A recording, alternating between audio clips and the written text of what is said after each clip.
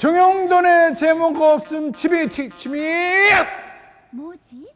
오늘의 선생님은 말이죠, 우리 지질학자 지구쌤 반갑습니다. 안녕하세요, 지구입니다. 지씨예요? 지로 끝납니다. 현지, 은지. 은지. 오, 맞아요?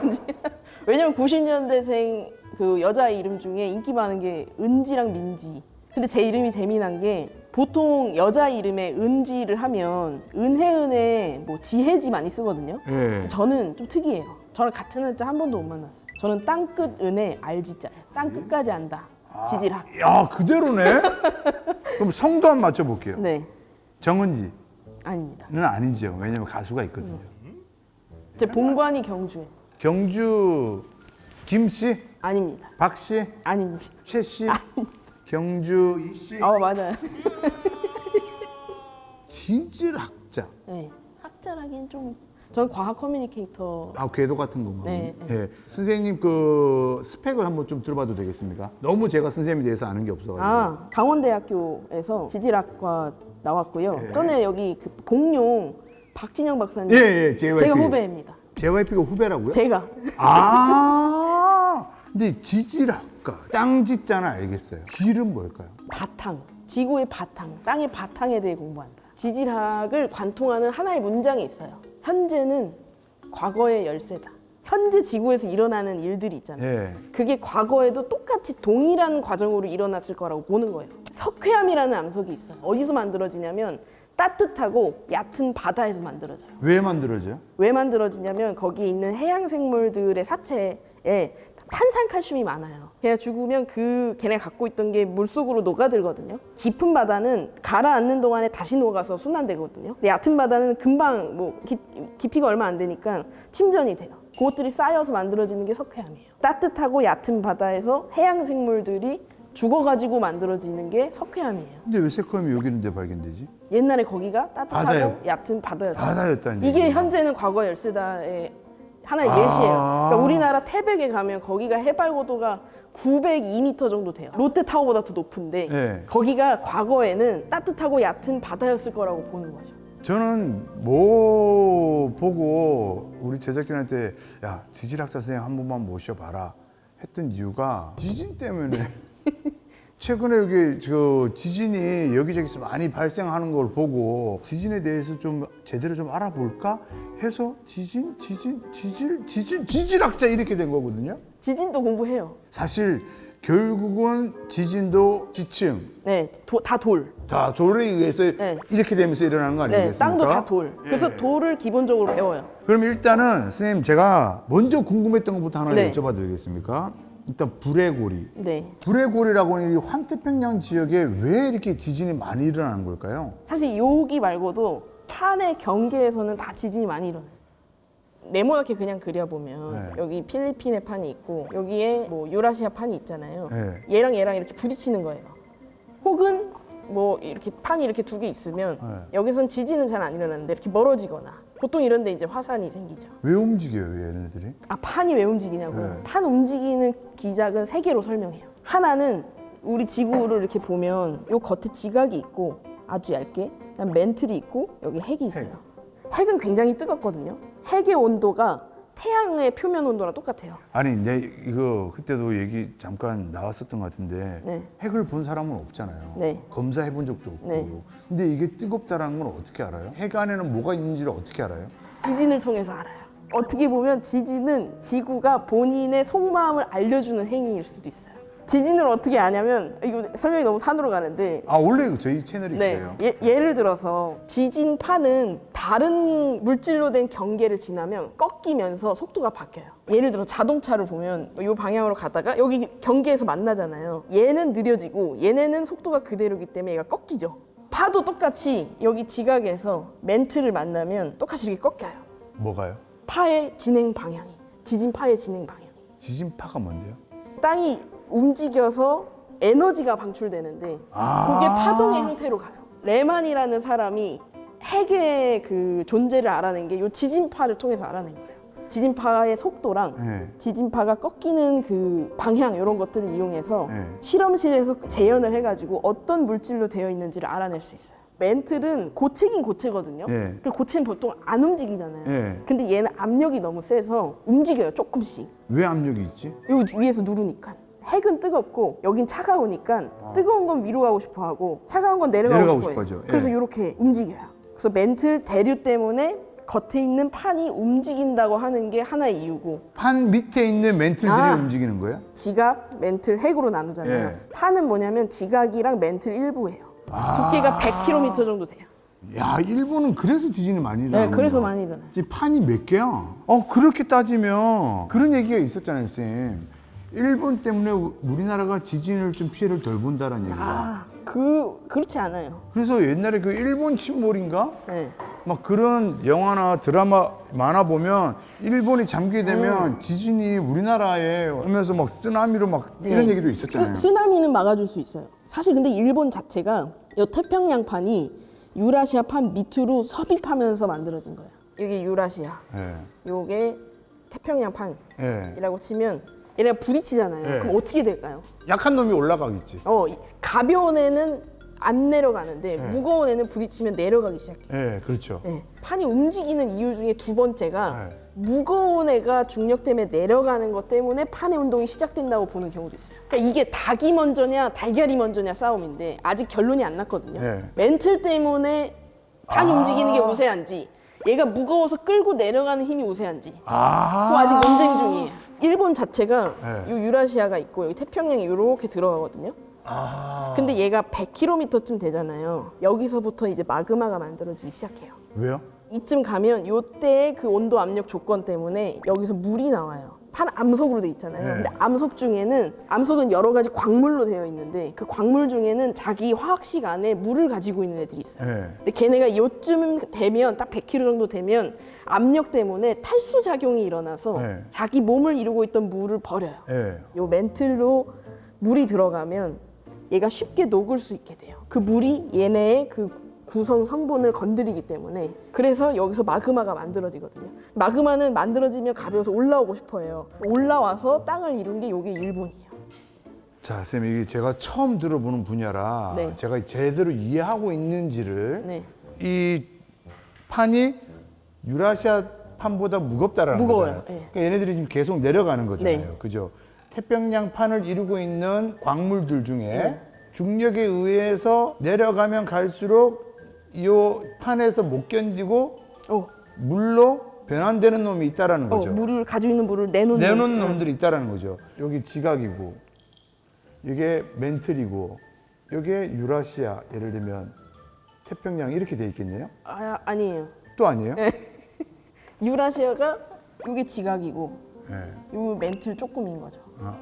얘도 똑같이 네. 이렇게 돼서 여기 지각이고 아. 요 멘틀 조금. 아. 여기는 대류하는 멘틀. 아, 이게 돌고 있네. 그럼 여기 바다예요? 멘틀. 여기도 멘틀? 네. 얘가 판이고 네. 판을 암석권이라고 그러거든요.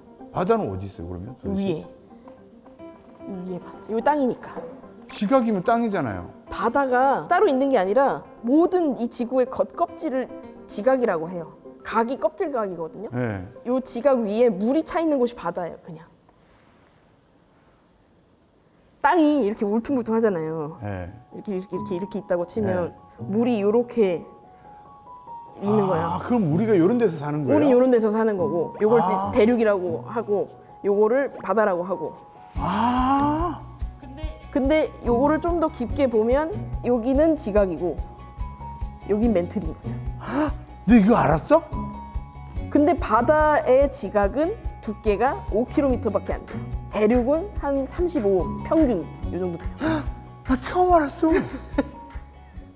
그래서 얘 이름이 지각인 이유가 사실 얘는 멘틀이 이 대기 중에 노출되어서 굳은 부분이에요.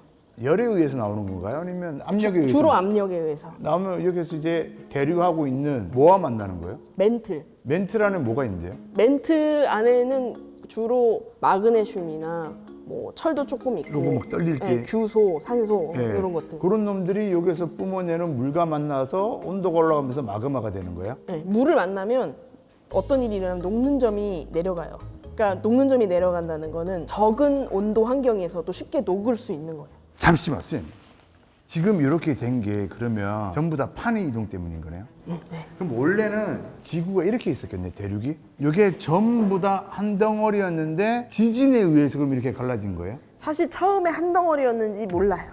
그러니까 지구가 어떻게 만들어졌냐면 전부 다 마그마였던 시절이 있었어요. 그러고 나서 굳은 다음에 그 다음에 바다가 생긴 건데 그 굳을 때 예쁘게 굳었는지 조각조각 굳었는지는 알 수 없어요. 그러니까 한 덩어리일 수도 있고 아니면 여러 가지 덩어리로 애초에 그렇게 생겼을 수도 있네요, 네, 마그마가. 네. 그래서 그것도 논쟁인 게 옛날에는 지구가 더 뜨거웠기 때문에 그렇죠. 판이 움직이는 속도가 지금은 1년에 5cm 정도거든요. 근데 그때는 더 빠르지 않았을까라고 생각하는 사람들도 있고 지금이랑 비슷하지 않았을까 생각하는 학자들도 있어요. 그러니까 그만큼 지구의 그 탄생 초기는 잘 알 수가 없어요. 일본 또 얘기 나왔어 그러니까 일본 침몰이라는 얘기가 있잖아요. 네. 그거 실제로 가능한 얘기입니까? 여기 바다가 이렇게 있잖아요. 네. 그럼 여기 멘트 여기 지각이잖아. 지각, 겸 멘트. 멘트를 그러니까 판. 판. 네. 이렇게 되어 있는데 일본이 어떻게 침몰하냐는 거예요. 이렇게 붙어 있는데. 일본이 침몰한다고 어디서 나온 거예요? 그러니까 일본 침몰이라는 영화가 있잖아요. 네. 근데 그럴 순 있어요. 어떡해요? 예를 들어 얘가 너무 무거워지면 말도 안 되는 얘기잖아요. 여기 뭐 엄청 무거운 것들이 이렇게 여기 이렇게 생기면 이렇게 가라앉을 수 있죠. 이 부분. 판이. 네. 근데 이게 진짜로 예를 들어서 여기 일본이야. 네. 엄청 뭘 많이 계속 지었어. 네. 도쿄타워 막 11억 8천 개를 지었어. 그러면 이렇게 판이 이렇게 되고 그럼 얘는 더 내려가고 가능성이 없는 얘기는 아니네요. 근데 뭐 자연에서 현실적으로 그런 일은 없지만 그러니까 뭐 만약에, 이론적으로는. 그렇죠. 근데 실제로 똑같은 지금 말씀하신 게 우리나라 동해에서 일어나요. 우리나라가 이렇게 있고 여기 동해가 있고 이렇게 일본이 있잖아요. 일본이 원래 여기 있다가 찢어져서 만들어진 거거든요. 동해가. 그러니까 우리나라랑 붙어 있었다는 네, 얘기잖아요. 네, 완전히 조그만 동해에 아주 조그만 바다를 두고 지금은 이렇게 있잖아요. 일본이 근데 원래 이렇게 붙어 있었어요. 3천만 년 전에 이렇게 붙어 있었어요. 중국 히말라야 산맥 일본이 너무 크나요? 제가 너무 친일파 같았나요? 자, 요렇게 판이 있는데 일본이 이쪽으로 당겨지고 있다는 거잖아요. 지금은 멈췄어요. 지금은 멈췄지만 네, 당겨졌어요. 예전에 네, 필리핀 해판이 끌고 갈 때 여기도 같이 이렇게 끌어당길 거 아니에요. 그렇죠, 붙어 있으니까. 그렇죠. 네. 근데 여기에서 가장 얇은 곳이 어디였냐면 동해 부분이 제일 얇았어요. 네. 그러니까 여기가 찢어져요. 찢어지면 여기 있는 여기 멘틀 물질이 올라와서 또 채워져요. 네. 요게 깊은 바다가 된 거예요. 동해에. 결국 일본 땅은 이렇게 일자로 있다가 얘는 이렇게 휘어지고 얘는 이렇게 휘어진 거잖아요. 요게 이렇게 회전하면 이쪽에 회전 축이 있어야 될 거 아니에요. 네. 이쪽에 압축이 작용한단 말이에요. 그러면서 만들어진 게 대마도예요. 요 과정이 2,800만 년 전부터 길게는 1,200만 년 전까지 1,600만 년 동안 일어난 일이에요.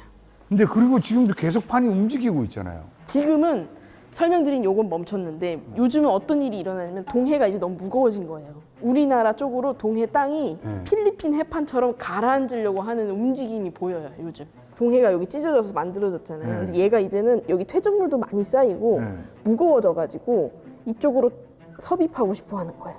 섭입? 네, 땅이 이렇게 섭입 네. 가라앉고 싶어 해요. 근데 얘가 만약에 지금은 시작인데 아주 오랜 시간이 걸리면 얘가 이제 가기 시작하면 우리나라가 판의 경계가 되는 거죠. 이게 뭐가 쌓이고 있는지 지금? 퇴적물들이 해양 생물들의 사체나 여기 한국이랑 일본에서 굴러 떨어져 온 퇴적물들이 쌓이고 있어요. 그래서 얘가 만약에 이쪽으로 땅이 이제 가라앉는다. 그럼 우리나라는 일본의 처지가 되는 거고 똑같이 생겼잖아요. 지금 이렇게 데칼코마니. 네. 우리나라 일본처럼 이제 지진도 많이 나고 여기 100km 정도 되는 데서는 또 마그마도 올라오고 이렇게 되는 거죠. 아주 오랜 시간이 지나면. 그리고 얘가 이렇게 가라면서 얘를 또 끌어당기잖아요. 네. 그러니까 일본이랑 우리나라가 더 가까워져요. 또 저 살아있을 때까지. 이거 엄청 오래 걸릴 거예요. 판은 어쨌든 전 세계 모든 판은 다 있을 거 아니에요. 네. 이 전 세계에 크게는 큰 판만 세면 7개, 작은 것까지 세면 20개 정도. 지진이 많이 일어나는 곳이 그냥 대충 이렇게 보면 아까 선생님 말씀하셨던 여기 일본 여기는 왜? 미국 서부 여기 판이 이렇게 옆으로 이동해요. 태평양판이 하나인데 왜 이렇게 반대로 이동할까요? 여기가 경계예요. 여기 태평양판이고 네. 여기가 북아메리카인지 뭔지 모르겠는데 아무튼 여기도 네. 판이에요. 여기가 이쪽으로 움직이잖아요. 얘는 약간 이쪽으로 가는 거고 여기 있는 판은 상대적으로 이쪽으로 얘는 왜 일로 가요? 무겁거나 아. 그러니까 이쪽이 무거워서 이쪽으로 이제 아. 가라앉기 시작했으니까 걔가 끌고 들어가는 힘도 있고 멘틀 대류도 이렇게 하고 그럼 이쪽도 뭐가 많이 일어나겠네. 이쪽은 또 이렇게 가라앉아요. 그래서 여기 지금 산이 이렇게 쫙 있잖아요. 네. 이게 다 화산이거든요. 100km 깊이에서 만들어진 마그마가 올라와서 여기 칠레 요 산맥을 만든 거예요. 대박이다. 지금까지 있었던 지진 중에 가장 큰 지진이 칠레에서 일어났어요. 아, 선생님, 그 얘기는 제가 이제 잠시 후에 한번 요거만 정리하고 네, 네. 여쭤볼게요. 그리고 이쪽은 없나요, 그러면? 여긴 더 재미난 게 있는데 여기는 갈라지고 있어요. 판이요? 판이. 네. 여긴 것 같은데 제 네. 기억에 여기는 갈라져요. 그래서 앞으로 시간이 오래 지나면 대서양 같은 바다가 될 곳이에요. 홍해 지역에 이쪽에 지금 수에즈 운하 뚫린 이 지역을 요 밑에 지금 판들이 이렇게 갈라지고 있다는 네, 거잖아요. 맞아요. 지금은 아주 작은 바다지만 앞으로는 대서양만큼 넓어질 곳이에요. 저 살아있을 때요. 아니요. 그러니까 지금 이 판만 이해해도 지진이 대충 어디서 일어나고 좀 이런 것들이 예측이 가능하네요. 언제 얼마나 크게 일어날지는 예측하기가 힘들거든요. 네. 근데 어디에서 일어날지는 대강 그러니까. 알 수 있어요. 예. 이걸 이해하고 있으면. 근데 제가 일단 이 지진 얘기가 나왔으니까 선생님, 아까 뭐 가장 큰 지진을 제가 여쭤보기 전에 지진 강도라는 게 있잖아요. 아, 네. 그거를 어떻게 이해를 해야 되는지를 일단은 먼저 설명을 해주시면 안 될까요? 지진의 크기를 나타내는 척도가 두 개가 있어요. 두 개나 있어요? 네. 규모랑 진도. 들어보셨죠? 네. 뭐 진도 8.2 뭐. 네. 옛날에는 이걸 혼용을 많이 했는데 네. 요즘은 이걸 잘 구분해서 써요. 네. 규모가 뭐냐면 지진으로부터 방출되는 에너지의 크기예요.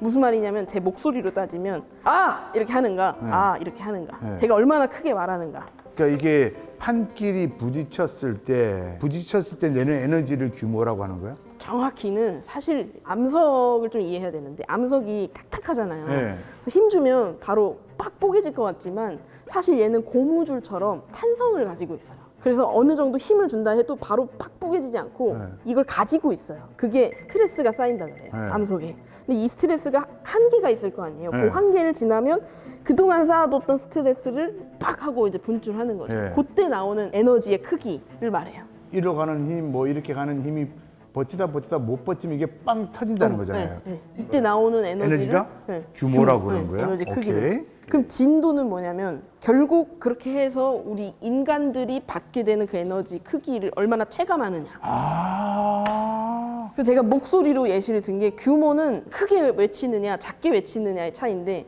사실 작게 외쳐도 귀가 가까이 있으면 크게 들리잖아요. 네. 그 제가 아무리 크게 말해도 귀가 멀리 있으면 작게 들리잖아요. 네. 진도는 그거예요. 결국 나한테 얼마나 크게 들렸는가, 얼마나 크게 흔들렸는가. 네. 내 입장에서. 오케이. 이렇게 요 뿜어져 나오는 규모가 에너지가 5.0이다. 네. 그럼 우리가 어떻게 이해하는 게 좋을까요? 6.0이면 원자폭탄 하나 터지는 거랑 똑같아요. 에너지의 크기가. 그리고 2.0에서 3.0이면 벼락 정도의 에너지 크기랑 똑같아요. 근데 5.0이랑 6.0이 얼마나 차이 나냐면 32배 차이 나요.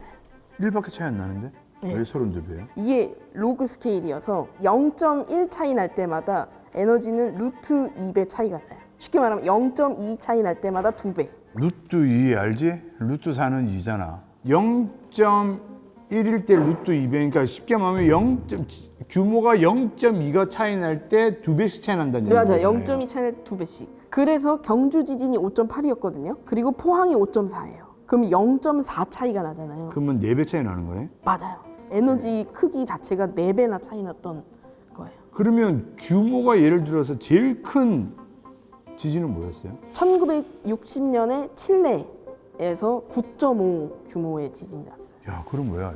6.0이 원자폭탄 하나잖아요. 7.0이면 원자폭탄 32개네? 네. 그러면 8.0이면 원자폭탄 64개. 아니요. 32 곱하기 30이라서 1024배. 9.0이면 거기에 또 32를 곱하니까 32,000개? 네.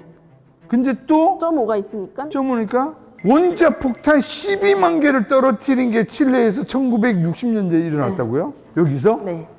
왜냐면 여기 판이 이렇게 들어가는 곳이라서. 그럼 어떻게 된 거예요? 이때 쓰나미의 파고가 60m였나 아무튼 그랬어요. 그때 그 일본 동일본 대지진? 네. 그때가 한 30m였나요? 그거는 기억이 안 나요. 아, 뭐 어찌됐든 근데 뭐 비교할 수 없을 정도로 그럼? 큰 지진이에요, 여기가. 12만 개 원자 폭탄. 자, 알겠습니다. 그러면 진도는 어떻게 보는 거예요? 진도는 제가 표를 외우고 있지는 않은데 피해 정도에 따라서 달라요. 뭐 건물이 흔들리는 게 느껴졌다.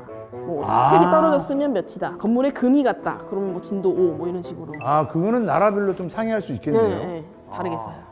규모 지금 제일 큰 게 1960년대 칠레에 일어났고 네. 그 다음이 탑3만 뽑자면 탑2 알래스카. 아니, 70년대였던 것 같아요. 일본에서도 규모 9.0 막 그러지 않았어요? 얘가 9.5고 얘 알래스카가 한 9.3인가 그럴 거예요. 탑3 안에 일본 그때 2011년 지진이 안 들어와요. 그렇게 큰 9.5, 지진이었는데도요? 9.3, 9.2 이럴 거예요. 규모만 생각해보면.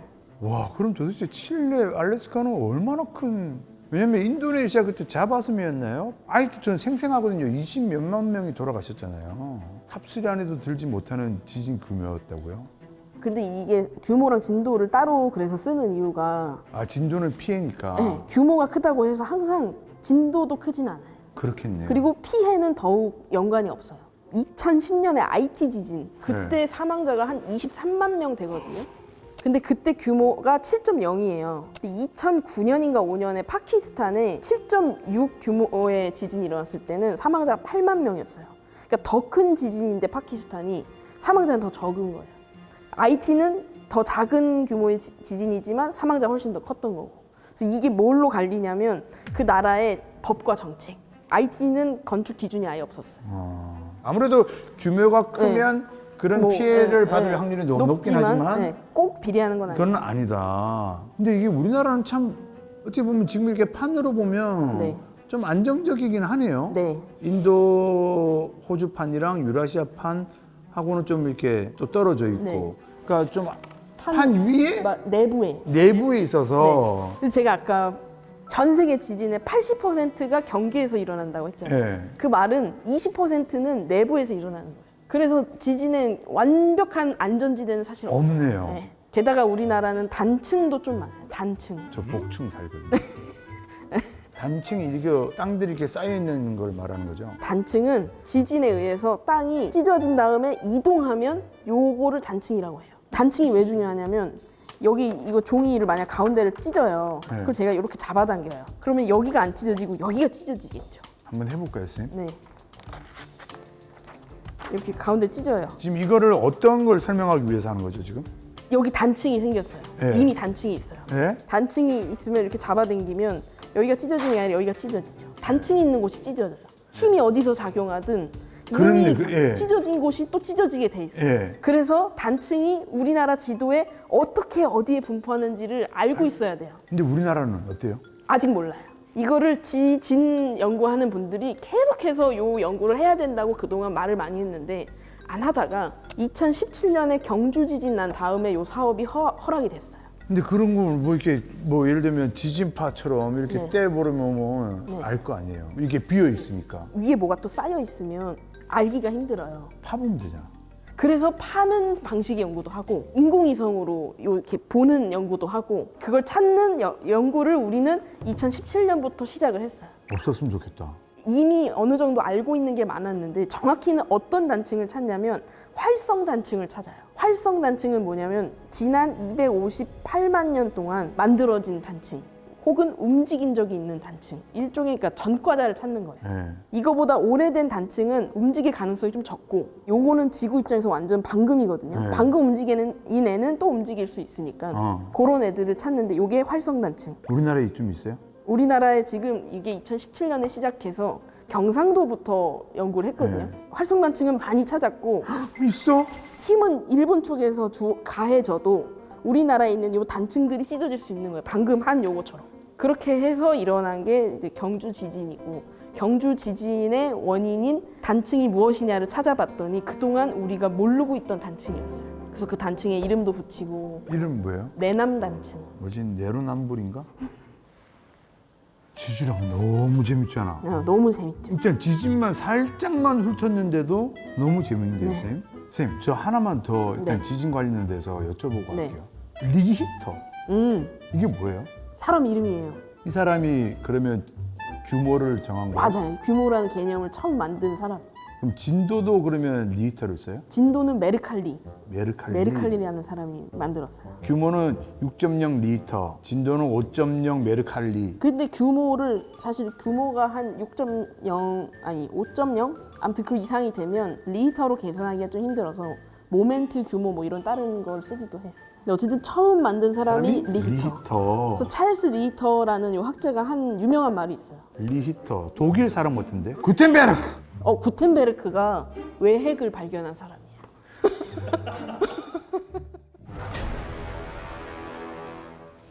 이렇게 층들이 있을 거 아니에요. 네. 그랜드 캐년 가보셨어요? 아니요. 나 가봤는데. 그랜드 캐년 보면 이렇게 층들이 막 있잖아요. 이걸 지층이라 그러나요? 네, 지층. 그러면 얘네들부터 제일 먼저 쌓인 거겠네요. 오, 맞아요. 이게 지질학이 되게 중요한 핵심이에요. 근데 당연한 거잖아요. 근데 이거를 이해 못하는 분들도 있어요. 당연히 쌓여야 위에 쌓이는 거죠. 오, 맞아요, 맞아요. 그럼 얘네들은 뭘로 쌓이는 거예요? 요 물질 하나하나를 퇴적물이라고 하거든요. 많이. 땅이 뭐 이렇게 있으면 중력에 의해서 여기서 이렇게 굴러 떨어져서 계속 쌓여요. 예. 그래서 쌓여요.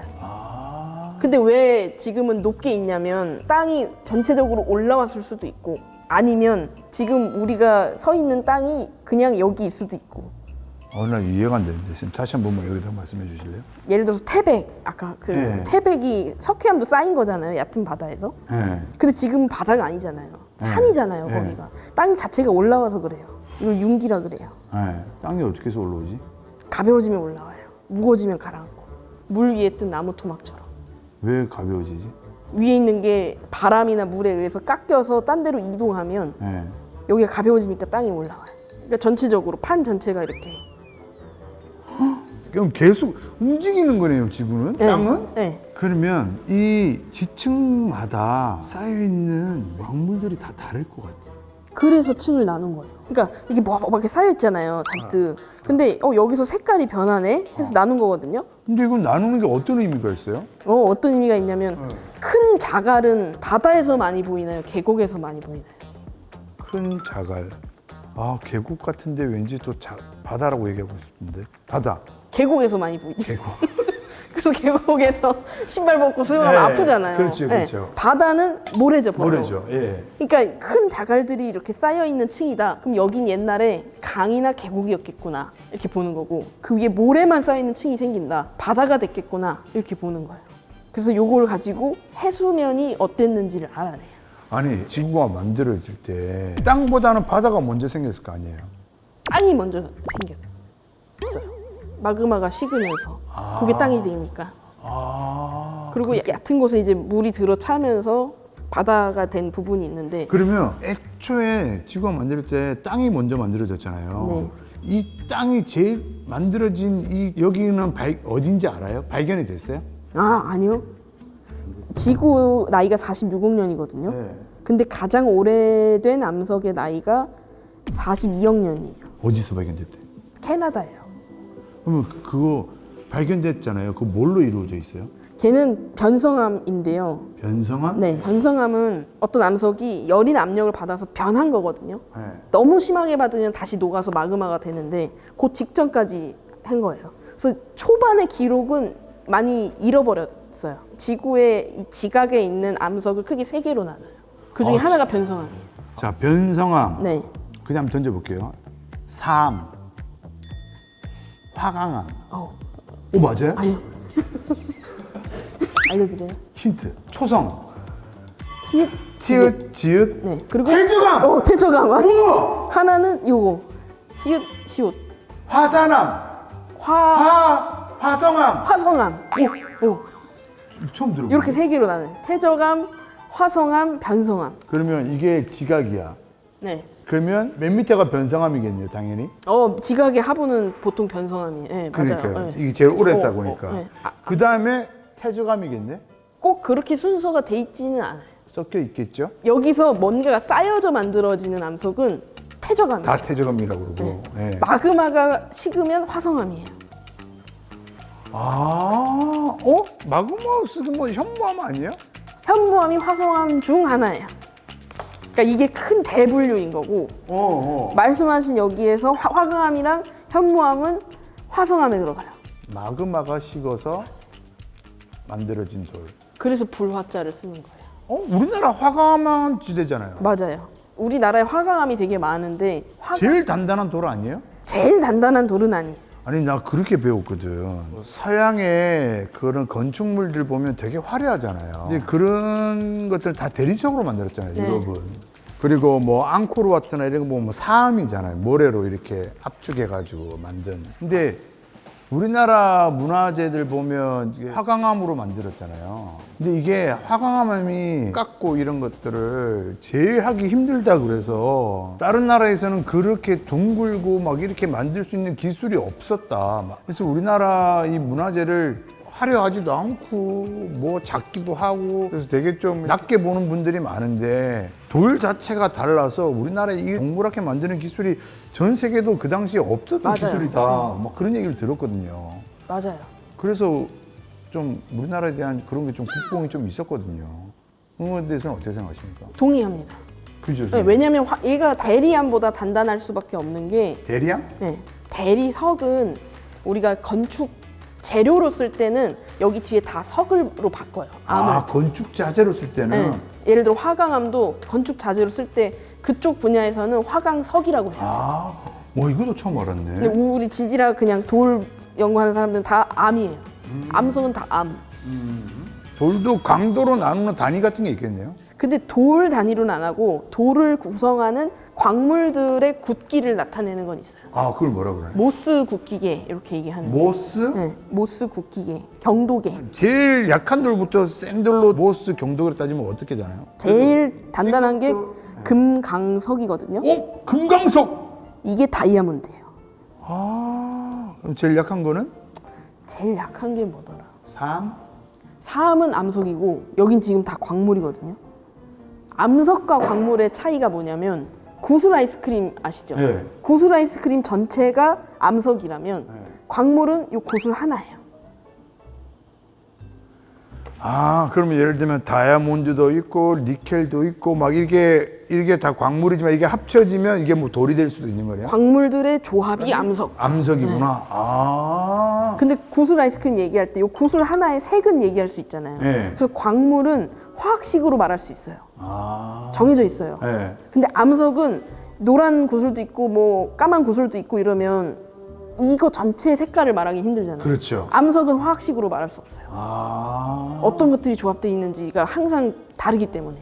그럼 화강암은 뭘로 나누는 거예요? 광물이 어떻게 분포하느냐로 나눠요. 이렇게. 그래서 석영이랑 광물이 얼만큼 있는지, 그 다음에 알칼리 장석이 얼만큼 있는지. 광물의 구성 성분 비율을 보고 돌을 나누는 거예요? 네. 화성암은. 그럼 일단은 마그마가 식어서 만들어진 게 화성암. 네. 얘는 뭐가 쌓여서. 뭐가 쌓였는지는 모르죠. 그냥 퇴적물이라고 보통 얘기해요. 요즘 건 뭐가 있을까요? 말씀하신 것 중에는 사암, 그다음에 석회암, 그리고 변성암은 여기 하신 것 중에 대리암. 얘는 요런 애들이 열과 압력을 받으면 만들어져요. 그래서 석회암이 열을 받잖아요. 대리암이 돼요. 그래서 얘랑 대리암의 구성 성분은 똑같아요. 둘 다 탄산칼슘이에요. 사암은 모래잖아요. 네, 모래가 압축돼가지고 돌처럼 되는 거 아니에요? 맞아요. 네. 사암은. 근데 그 모래 성분이 뭐냐는 변성암일 수도 있고 화성암일 수도 있고 퇴적암일 수도 있어요. 모래는 돌이 부서져서 만들어진 건데 네. 그 돌이 뭐였느냐는 다 다른 거죠. 그러니까 돌이 결국 모래가 뭉쳐져 있는 거예요? 아니잖아요. 광물이 뭉쳐져 있는 거잖아요.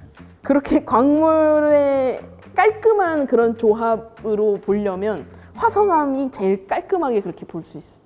그러니까 무슨 말이냐면 얘는 마그마가 식어서 만들어지잖아요. 예. 결정화가 되는 거거든요. 광물들이 이렇게 자란다고 표현을 해요. 성장한다. 네. 그래서 어떤 광물들로 되어 있느냐로 나누기가 편하기 때문에 이 화성암 나눌 때 이렇게 구성 광물로 나누는 거거든요. 근데 퇴적암은 이렇게 구성 광물로 나누기가 쉽지 않아요. 뭐가 쌓이는지 모르니까. 네, 그러니까 퇴적암을 어떻게 나누냐면 쌓인 그 퇴적물의 크기로 나눠요. 그래서 자갈들이 쌓이면 여감, 모래가 쌓이면 사암, 그다음에 점토가 쌓이면 이암 혹은 셰일 뭐 이렇게. 셰일가스? 셰일. 네. 그게 퇴적암이에요. 점토들이 쌓여서 만들어져. 그러니까 그 점토랑 자갈의 성분은 중요하지 않은 거예요. 여기 퇴적암 이미 만들어진 단계에서. 아니 그러면 선생님, 나 지금 셰일가스가 나와서 그런데 석유는 어디에 있는 거예요? 지층으로 봤을 때? 일단 석유는 식물성 플랑크톤에서 유래했다고 보는 게 대표적인 이 돌들이 견해거든요. 녹고 퇴적물들이 쌓여서 된 게 아니고? 퇴적물이랑 같이 플랑크톤의 사체가 쌓여서 석유를 찾으려면 화성암이나 변성암 하는 건 필요가 없어요. 뭐가 쌓이는 퇴적암을 찾아야 퇴적암을 돼요. 찾아야겠네. 네. 그래서 이 암석의 구분을 하는 게 중요한 거예요. 우리가 뭘 알고 싶은지에 따라서 관심 가져야 할 암석이 달라져. 그럼 퇴적암을 찾아야 석유를 찾을 수 있는 거네? 맞아요. 그래서 처음에는 석유 탐사할 때 대륙부터 이제 시작을 하는 게 찾기가 쉬우니까 이런 몽골 이런 데 다 퇴적암이거든요. 그럼 몽골 석유 많겠네? 몽골 석유 많고 그다음에 석유 많이 나오는 곳이 다 옛날에 바다였던 곳이에요. 그러니까 바다에서 막 그런 융기해서 한 곳이에요? 지금은 융기한 옛날엔 바다였지만 그러니까 석유 그 층을 가지고 같이 올라온 거죠. 퇴적암들이 그대로 올라와서 네, 퇴적암이 아무튼 약간 선생님 약간 좀 저 귀찮아하시는 것 같은데 이제? 아무튼 설명 안 하겠다라는 거잖아요. 뭐 말하면 네가 아니 이제 뭐.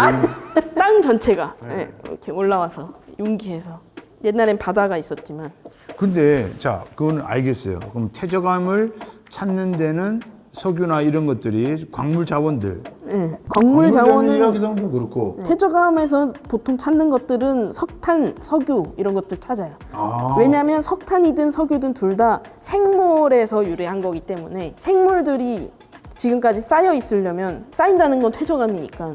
석탄은 생물이에요? 네. 뭐? 석탄 되게 재밌어요. 우리 인류가 쓴 석탄의 90%가 똑같은 시기에 만들어졌거든요. 고생대에 석탄기라고 하는 시기가 있어요. 네. 그때 다 만들어진 거예요. 석탄. 뭘로 만들어졌어요, 석탄? 나무예요. 석탄은 원래 나무예요. 그럼 목탄이어야 되는 거 아니야? 그게 너무 오래돼서 처음엔 토탄부터 시작해서 숙성됐다고 해야 되나? 예, 그래서 석탄까지. 아, 돌을 공부해야 되는 이유가 있네. 자원하고 관계가 되어 있네. 네, 맞아요. 뭐 어떤 자원을 찾을 건가를 보려면 요걸 알아야 돼.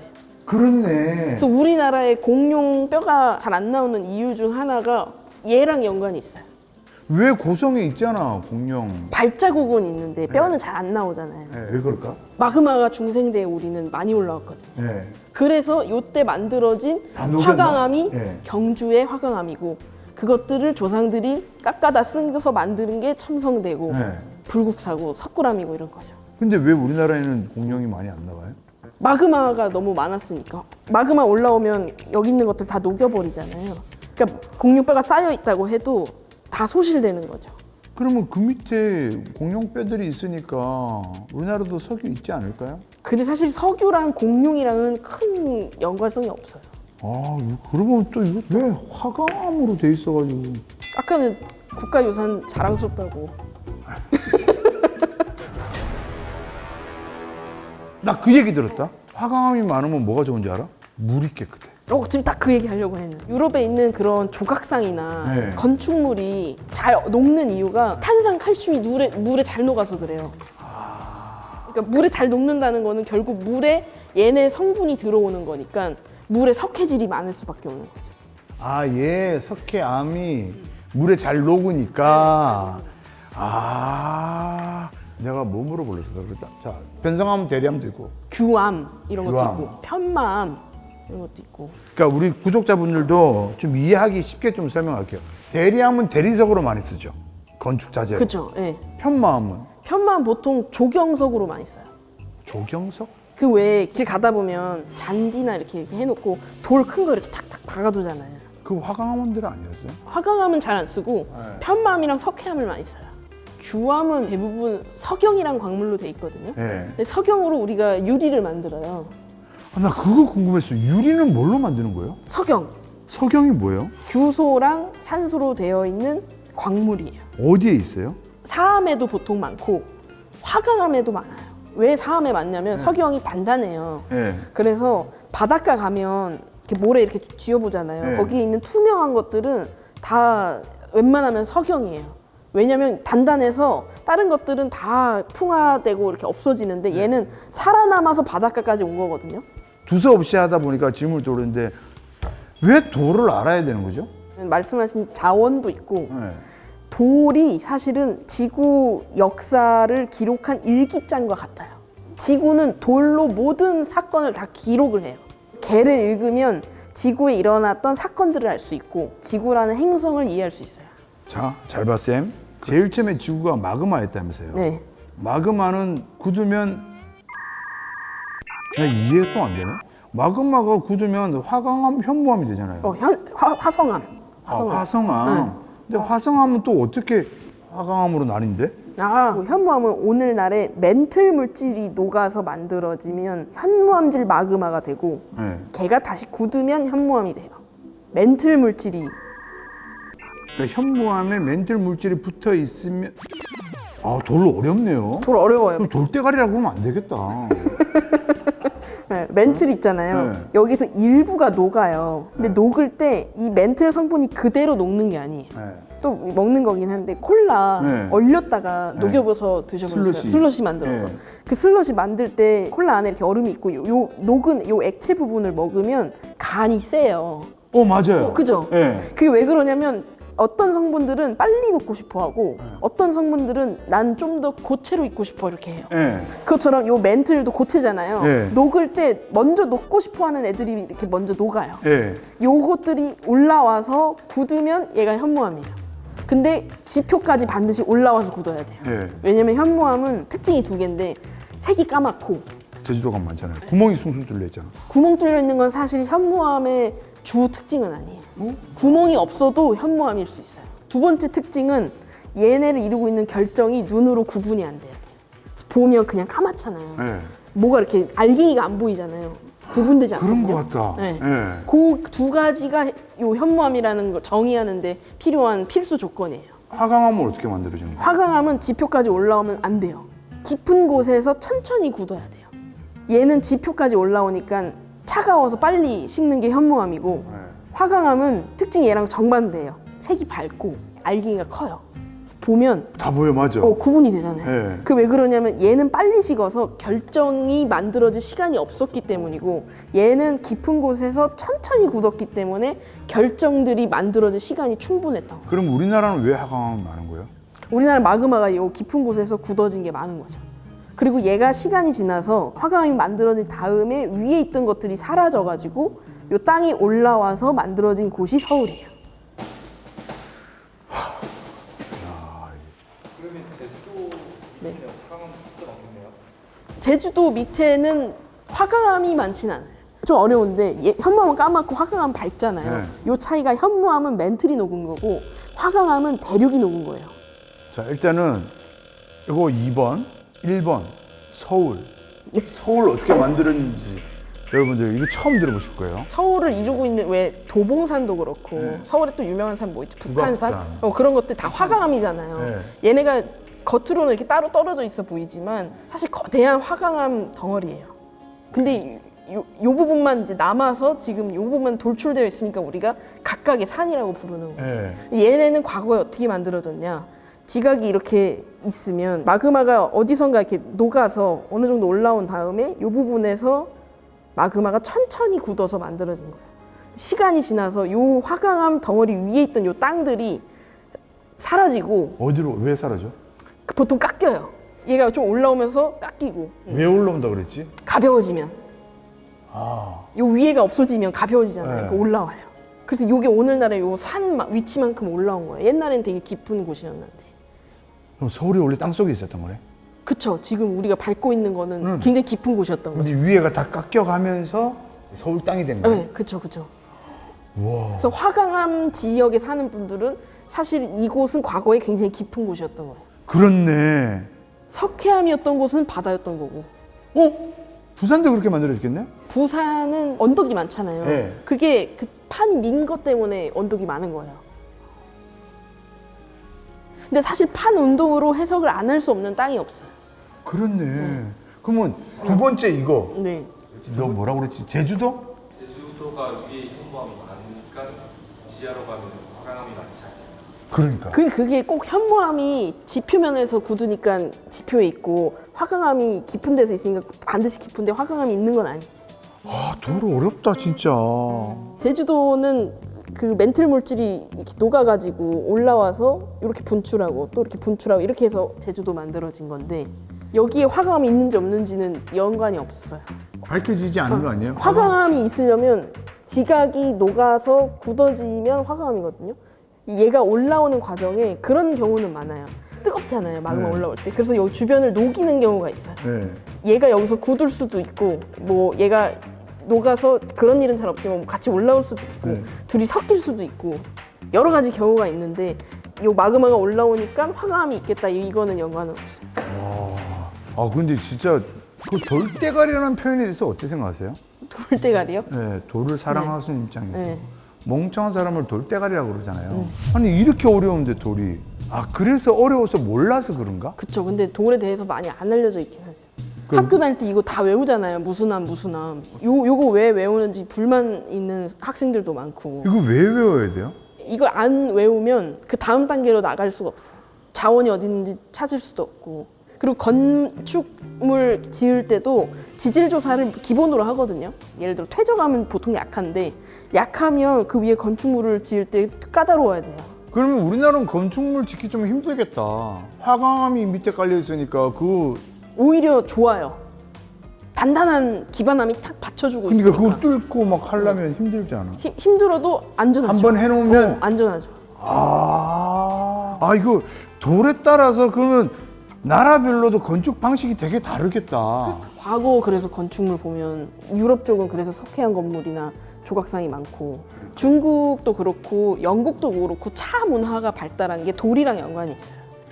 맞아. 석회질 성분이 많으니까 네. 끓여 먹어야 돼요. 그러니까 바다에서 올라왔다는 거구나. 원래 바다였던 원래 곳들도- 바다에 석회암이 물에 잘 녹는다 그랬지. 네. 그러면 그 물을 마시면 그 석회암이 몸에 쌓이는 거네요. 확실히 많이 쌓이겠죠. 그래서 차를 끓여 먹은 게 그들의 노하우였던 거고. 아니 그러니까 끓여 먹으면 석회암이 어떻게 되는데요? 좀 가라앉을 수 있어요. 석회암이라기보다는 이게 석회질 성분이. 야. 네. 요즘 미세 플라스틱 얘기가 많잖아요. 네. 석회질 성분의 물에 미세 플라스틱이 있으면 끓여 먹으면 이 석회질 성분이 플라스틱이랑 응집해서 네. 가라앉는다는 연구 결과도 있어요. 그래서 잘 보면 돌이 인간이 어떻게 살고 있는지랑 연결된 게 되게 많아요. 그러니까 돌의 영향을 가장 많이 받은 나라가 뭐 어디가 있을까요? 우리나라도 근데 돌의 영향 받은 게 화강암이 물 깨끗하고 좋긴 한데 네. 방사성 동위원소가 많아요. 방사능? 네, 라돈 이런 게 좀 많아요. 다른 돌에 비해. 그래서 우리가 그 옛날에 그런 지하수 그냥 먹고 이럴 때는 사실 방사능에 많이 좀 노출되어 있었던 거고 요즘은 그걸 다 관리를 하니까 법 만들고 다 만들어서 왜 화강암에 방사능이 많지? 마그마가 만들어질 때 마그마에 가길 좋아하는 애들이 있고 안 갈래 하고 버티는 애들이 있어요. 마그마에 가는 걸 좋아하는 애들이 방사성 동위원소를 많이 갖고 있는 애들이 있어요. 이게 아까 이렇게만 얘기해서는 사실 너무 피부로 안 와닿았거든요. 근데 이렇게 지금 우리가 아는 걸랑 연결을 하니까 재밌네. 그럼 히토류는 뭐예요? 그 희가 희귀하다는 뜻이에요. 네. 광물이에요? 이 원소예요. 히토류 원소예요, 원래는. 네. 근데 이런 17개의 히토류 원소를 많이 가지고 있는 광물들이 있어요. 히토류가 또 어디에 많냐면 달에 많아요. 왜 달이 많지? 달은 뭐예요? 달은 우리 지구를 중심으로 도는 유일한 자연 위성. 그러니까 그건 아닌데 달은 뭘로 돌 중에 어떤 돌이냐고.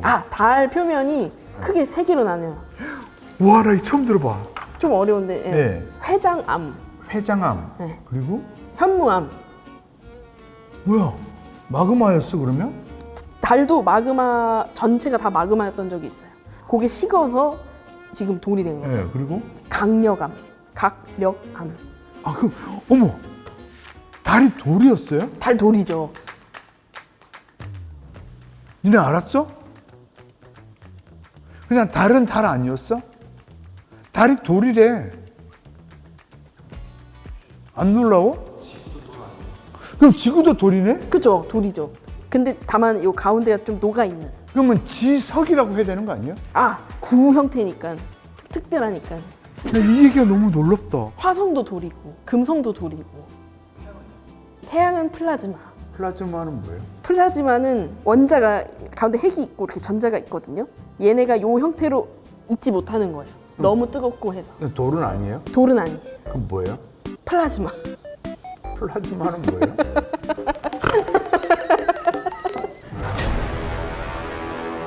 달은 회장암, 현무암, 강력암으로 이루어져 있다. 네, 크게 세 개. 회장암은 뭐예요? 회장암은 화강암류 중에 하나예요. 화강암도 또 나뉘어요, 얘네? 또 나뉘어요. 그래서 회장암은 칼슘이 많고 알루미늄이 많고 규소가 많고 산소가 많고. 그럼 달에서 숨 쉴 수 있겠네? 그래서 달에 자원 이용하려고 할 때 산소가 뭐 얼마나 있다 이렇게 얘기하거든요. 그 산소가 우리처럼 이렇게 기체로 있는 산소가 아니라 화학식 안에 있는 요 산소 양을 계산한 거. 예를 들면 땅 표면에다가 코 대고 하면 숨 쉴 수 있겠네요? 숨 쉴 수는 없어요. 얘는 고체로 그 안에 gat혀 있으니까.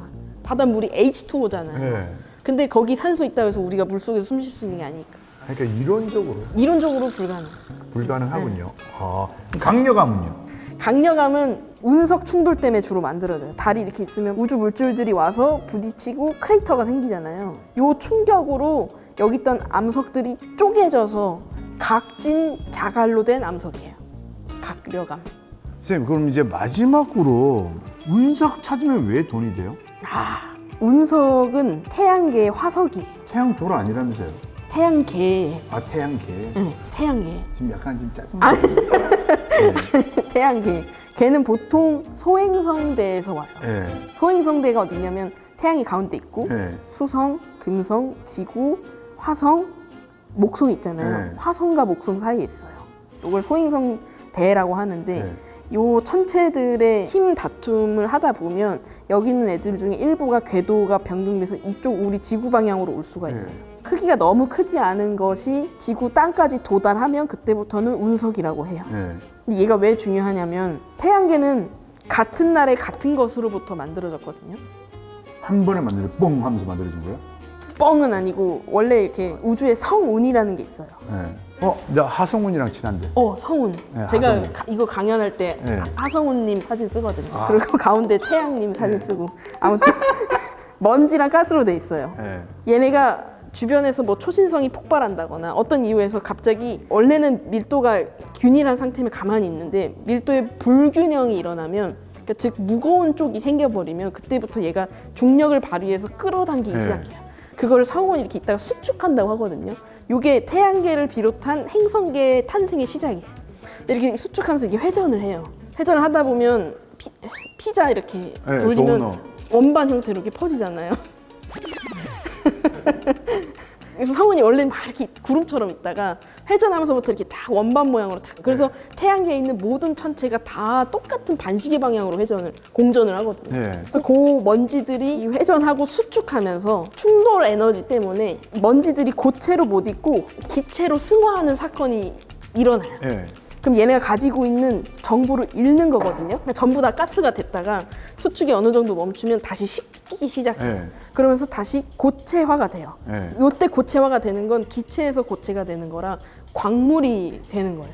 그때 이제 광물들이 서로 이렇게 뭉치고 되면서 큰 것들은 행성이 되고 작은 것들은 소행성으로 남은 건데 그 말은 소행성은 태양계가 만들어질 당시에 만들어진 고체라는 거예요. 그때 기억을 가장 잘하는 녀석들인 거죠. 근데 행성은 너무 크니까 이 자체 중력 때문에 우리 지금 지구 내부가 녹아 있잖아요. 네. 마그마의 바다였고 다 또 녹았다가 굳었기 때문에 태양계 형성은 기억을 하지 못해요. 근데 소행성은 계속 기억한 채로 떠도는 거예요. 근데 얘가 궤도를 변경해서 지구 쪽으로 와준다? 그거는 태양계 기원을 밝힐 보물이 온 거죠. 아, 그러니까 무슨 과학자들한테는 좋지만 일반인들한테는 딱히 돈이 안 되는 거네요. 이게 근데 그게 있어요. 운석은 땅에 떨어지면 운석 여기 소행성대에 있을 때는 여기는 산소가 없잖아요. 그러니까 대기가 있는 환경이 아니잖아요. 지구로 떨어지면 대기가 있잖아요. 네. 이걸 차단을 반드시 해줘야 돼요. 떨어지면 떨어지자마자 이게. 진공 보관을 해야 돼요. 네. 근데 보통은 잘 모르시니까 진공 보관을 안 해요. 그러면 값어치가 일단 10분의 1로 줄어듭니다. 아, 이게 다 안에 기존에 있던 기억들을 다 잃어버려요? 아니요, 대기랑 상호작용하면서 변질되는 거죠. 물이랑 또 상호작용을 하면 안 돼요. 그러니까 이 소행성대에 없었던 것들이랑 그들이 상호작용하는 걸 다 막아야 돼. 안 되는구나. 물로 그래서 또 닦으면 또 10분의 1로 떨어지고. 그러니까 처음에는 20억 원이었던 것이 대기랑 진공을 보관 안 하면 2억으로 떨어지고 물에 닦아버리면 또 2천만 원으로 또 줄어들고 자꾸 사람들이 와서 만지면 200만 원으로 떨어지고. 나중에는 그냥 돌이. 그리고 우리나라는 2014년에 진주 운석 떨어지고 나서 전부 다 이 운석 소유권을 나라로 바꿨어요. 왜? 이게 국가마다 좀 다른데 여러 이유가 있지만 이 당시에 외국인들이 되게 많이 들어왔어요. 네. 그래서 그때 급하게 정한 게 우리나라 밖으로 못 가져간다. 야, 그러니까 아무튼. 여러분들 안타까운 소식입니다. 운석 네 거 아니야. 나라 거. 그리고 운석을 발견하면 바로 진공. 마시고 물로 닦지 마시고. 물로 닦지 마시고 다른 사람한테 자랑하지 마시고 네. 만져보라고 하지 마시고. 만져보라 하지 마시고. 아 그리고 자석 가까이 하면 안 돼요. 근처에서 스마트폰 이런 거 하지 마시고. 똥이네 결국 그렇게 되면. 그렇게 되면 20만 원 떨어지는 거지. 비 오는 날 많은 사람들하고 스마트폰 들고 와서 운석 찾으면 똥이네요. 아 알겠습니다. 오늘 이렇게 우리 지구쌤이랑 뭘 공부했다고 해야지. 지구. 하여튼 다양한 얘기를 두서없이 한번 얘기를 해봤습니다. 그 가장 저는 충격인 게 달이 돌이었다라는 얘기. 끝으로 좀 하고 싶은 말씀 있으십니까? 아 조금 지질학에 좀 관심을 조금이라도 가져주셨으면 좋겠다. 아니 저 이렇게 재밌는지 몰랐어요. 사실 되게 재밌는 거고 네. 미국에서는 꼭 시민들이 알아야 할 과목 1위로 지질학이 꼽히기도 했어요. 우리 사는 행성이니까. 근데 우리나라는 14개 학교밖에 없고 그게 좀 전 좀 안타깝거든요. 어쨌든 오늘 선생님 덕분에 많은 것을 배우게 돼서 감사합니다. 아 불러주셔서 예, 지금까지 정인돈의 제목 없음 TV 융기할 거야. 티치미. 좋았습니다. 예. 아, 이게 올라왔습니다. 땅 속에서. 네. 예.